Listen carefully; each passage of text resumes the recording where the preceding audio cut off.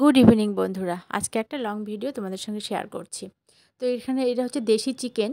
এই বড় চিকেনগুলো মানে বড় যে মোরগগুলো হয় না সেগুলো। তো এটাকে আমি কেন সেই কথাটা বলছি শোনো, কারণ এই মাংসটা বড় মোরগের জন্য মাংসটাকে আমি 3 ঘন্টার মতো ম্যারিনেট করে রেখেছিলাম। তাহলে এটাকে আর প্রেশারে দিতে হবে না। আর ম্যারিনেশনের সময় আমি এখানে টক দই, হলুদ, লবণ, অল্প তেল দিয়ে ম্যারিনেট করে রেখেছিলাম। তো এখানে আমি জিরে গুঁড়ো, ধনে গুঁড়ো ইউজ করেছিলাম। 3 ঘন্টা পরে আমি এই কড়াইতে তেল দিয়েছি। আর রান্নাটা কিন্তু আমি অল্প তেলেই করছি। বেশি তেল আমরা ইউজ করি না। তো যাই হোক, আমাদের বাড়িতে খাওয়া বারণ আছে তেল, সেজন্য অল্প তেলেই রান্না করছি।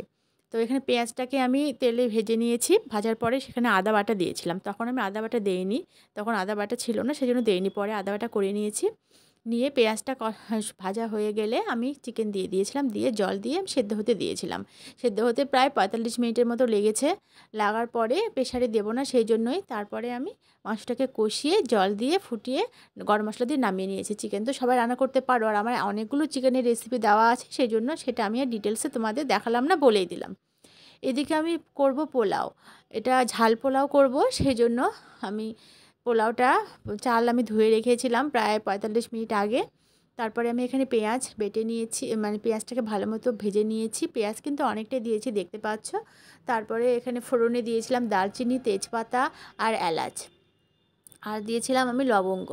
তারপরে আমি মানে পেঁয়াজ ভাজা হয়ে গেলে আমি এর মধ্যে কাজু আর কিশমিশটা অ্যাড করব।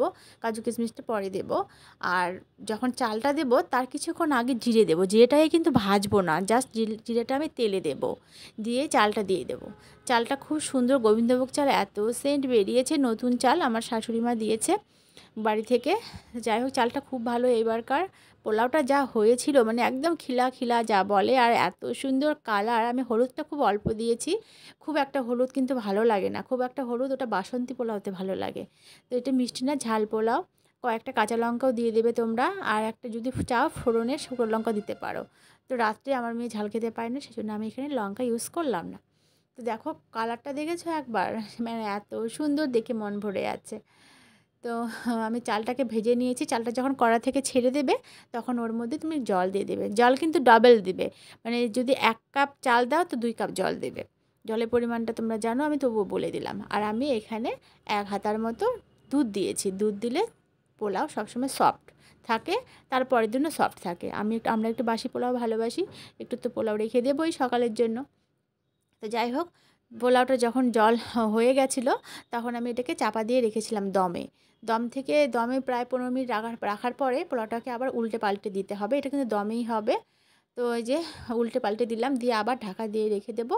খাওয়ার সময় আমি একটু লস্যি করে নিয়েছিলাম, কারণ রাতে তো রিচ খাবার হয়ে যাবে। লস্যি করে নিয়েছি, আর এই যে পরিবেশন করে দিয়েছি ওর বাবাকে।